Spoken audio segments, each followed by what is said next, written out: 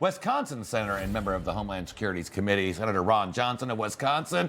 So, Senator, I mean, the economic numbers seem to be pretty successful. Record-breaking stock market, higher than expected gross domestic product, historic trade deals.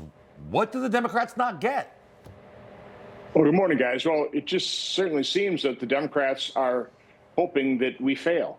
I mean, think of that. They are literally cheerleading for America to fail so that President Trump doesn't succeed, so they can have a political victory. It's really pretty sick on their part. Listen, I think by passing the One Big Beautiful Bill, we certainly prevented a massive automatic tax increase, which, by the way, Democrats, they didn't vote for it, but they supported it. When they had total control, President Biden, they controlled both the House and Senate. They could have increased taxes on anybody. They could have repealed the Tax Cut and Jobs Act.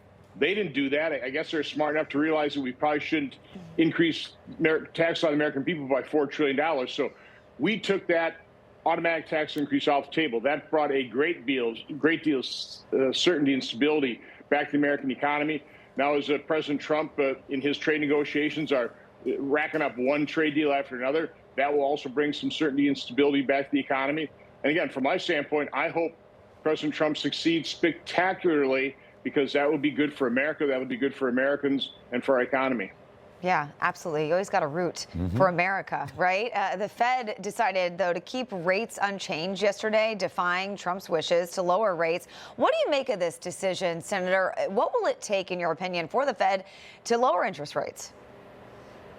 Well, they're taking a wait-and-see attitude. You know, from my standpoint, I think monetary policy is a pretty complex subject.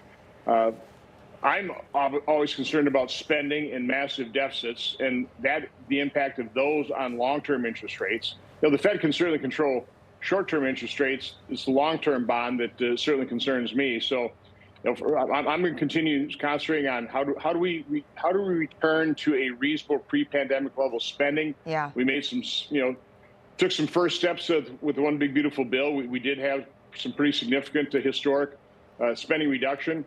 The problem is we had orders of magnitude spending increases in 2019, over the last 5 years, where we've averaged deficits about $1.9 trillion. We have to address that going, forward. Okay. No, absolutely. And I mean, Senator, I know you were very, very involved, very vocal on the first set of DOGE rescission cuts. That's obviously gone through now law. The administration reportedly plans to announce another rescission package soon. What do you want to see in that next set of spending cuts? And are you already talking to the OMB about it? I am. I've approached this in a very business-like fashion. I laid out a number of pre-pandemic spending options, and let's just take a look at 2019. I don't think we were spending too little in 2019, but if you take those actual outlays, increase them by population inflation, exempting Social Security, Medicare, and interest, we'd be spending about $6.5 trillion versus the over $7 trillion we'll spend this year. So that's a massive amount of potential savings, just returning to that reasonable pre-pandemic level spending, which Joe Biden didn't do. So now that's pretty much across the board. What I've been working with OMB is, how do we go through the federal budget line by line, program by program, using that as a basic control? What do we spend in 1998, 2014, 2019, plus up for population inflation? Why do we have a difference? And that's how a business person would go through this.